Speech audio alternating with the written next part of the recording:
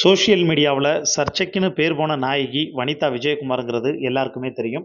வனிதா விஜயகுமார் தற்போது எடுத்திருக்கக்கூடிய புதிய அவதாரம் தான் தயாரிப்பாளர். தயாரிப்பாளரான வனிதா விஜயகுமார் சமீபத்தில் பேட்டி ஒண்ணு குடுத்திருக்காங்க.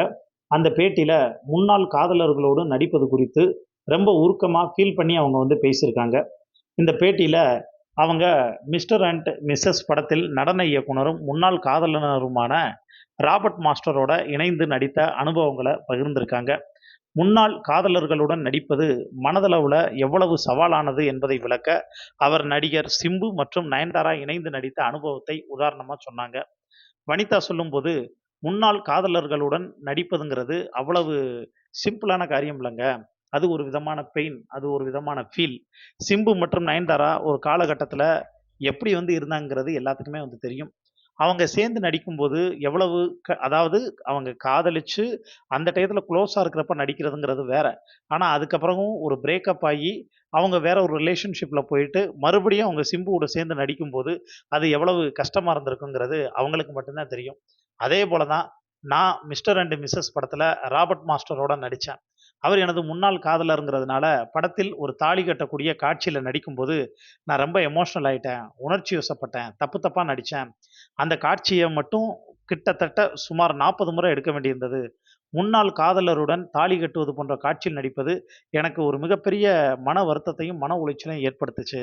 அதனாலேயே அந்த காட்சிக்குள்ள இவ்வளவு டேக்குகள் தேவைப்பட்டன அப்படின்னு ரொம்ப ஃபீல் பண்ணி பேசியிருந்தாங்க. வனிதா விஜயகுமார் தமிழ் சினிமாவுல சந்திரலேகா, நான் ராஜாவாக போகிறேன் உள்ளிட்ட படங்கள்ல நடிச்சவங்க. அவரது தனிப்பட்ட வாழ்க்கையும், திருமணங்கள் மற்றும் பிரிவுகளும் அவ்வப்போது சர்ச்சைகளை ஏற்படுத்தினதுங்கிறது எல்லாருக்குமே தெரியும். இந்த பேட்டியில அவர் தன்னுடைய உணர்ச்சிகரமான அனுபவத்த வெளிப்படையா சொல்லியிருக்காங்க.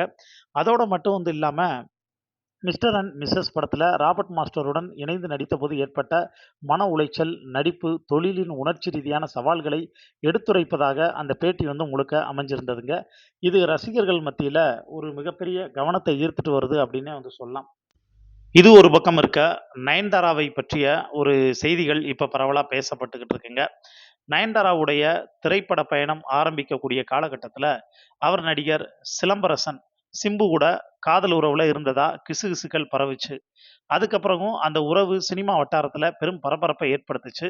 அதுக்கப்புறமும் அவங்க 2 பேரும் அந்த ரிலேஷன்ஷிப்ல தான் இருக்காங்க, அப்படிங்கிறத எல்லாருமே கன்ஃபார்ம் பண்ணிக்கிட்டாங்க. அவங்களும் கன்ஃபார்ம் பண்ணாங்க.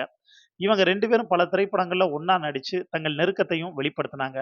இருந்தாலும் கருத்து வேறுபாடு காரணமா இந்த ரிலேஷன்ஷிப் பாதியிலே பிரேக்கப் ஆயிடுச்சுங்க. சில தனிப்பட்ட புகைப்படங்கள் வெளியாகி சர்ச்சையை கிளப்புனதும், இந்த பிரிவுக்கு ஒரு காரணமாக கருதப்பட ஆரம்பிச்சது. அதுக்கப்புறமா நயன்தாரா தன்னுடைய கவனத்த படங்கள்ல செலுத்த ஆரம்பிச்சாங்க. பிரபுதேவாவுடனான காதல் மற்றும் வில்லு திரைப்படம் நயன்தாராவோட வாழ்க்கையில மற்றொரு முக்கிய திருப்பமாக அமைஞ்சது அப்படின்னே சொல்லலாம். ஏன்னா, அதுல தான் பிரபுதேவாவுக்கும், அவங்களுக்கும் ஒரு ரிலேஷன்ஷிப் ஏற்பட்டது. காதல் ஆரம்பிச்சது அப்படின்னே சொல்லலாம். 2008ஆம் ஆண்டு வெளியான வில்லு திரைப்படத்துல நயன்தாரா ஹீரோயினா நடிச்சாங்க. இதன் இயக்குனரா பிரபுதேவா இருந்தாரு. படப்பிடிப்பின் போது இருவருக்கும் இடையே நெருக்கம் ஏற்பட்டு, அது காதலாக மாறியதா சொல்லப்படுதுங்க. இந்த உறவு பிரபுதேவாவோட திருமண வாழ்க்கைய பாதிச்சதாவும், அவர் தன்னோட மனைவிய விவாகரத்து செய்ய முயன்றதாவும் அப்ப பரபரப்பா தகவல் வர ஆரம்பிச்சது. சில வட்டாரங்கள்ல பிரபுதேவா வில்லு படப்பிடிப்புல நயன்தாராவின் மீதான காதலால் பட உருவாக்கத்தில் கவனம் செலுத்தவில்லைன்னும், இதனால் படம் மோசமான தோல்வியை சந்திச்சதாகவும் குற்றம் சாட்டப்பட்டது. இருந்தாலும் இது ஒரு பக்கமான கருத்து மட்டும் தான்.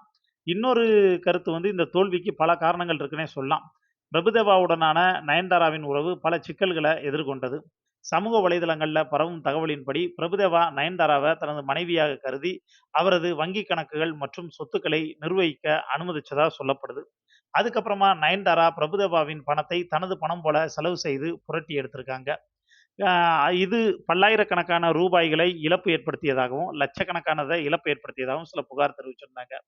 அதுக்கப்புறமா பிரபுதேவா நயன்தாராவிடம் திருமணத்திற்கு பிறகு படங்கள்ல நடிக்கக்கூடாதுங்கிற கண்டிஷன் போட்டதாவும், இதை ஏற்று நயன்தாரா ஒரு தெலுங்கு திரைப்படத்தை முடிச்சுட்டு தனது கடைசி படமா அறிவித்து, கண்ணீருடன் சினிமாவை விடைபெற முயன்றார்.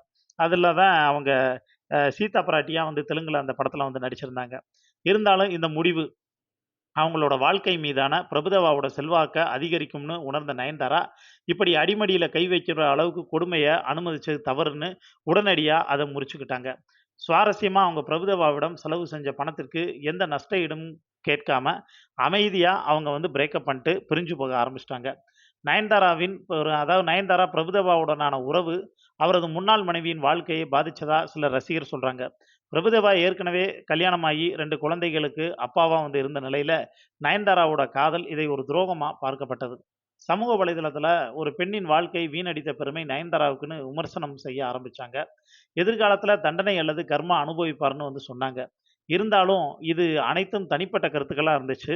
மேலும் உறுதியான ஆதாரங்கள் இல்லாமல் இவற்றை முழுமையாக ஏற்க முடியாதுன்னு ஒரு பக்கம் சொல்லப்பட்டது. நயன்தாராவுடைய காதல் பயணம் தமிழ் சினிமாவில் பல சர்ச்சைகளை உருவாக்கியது.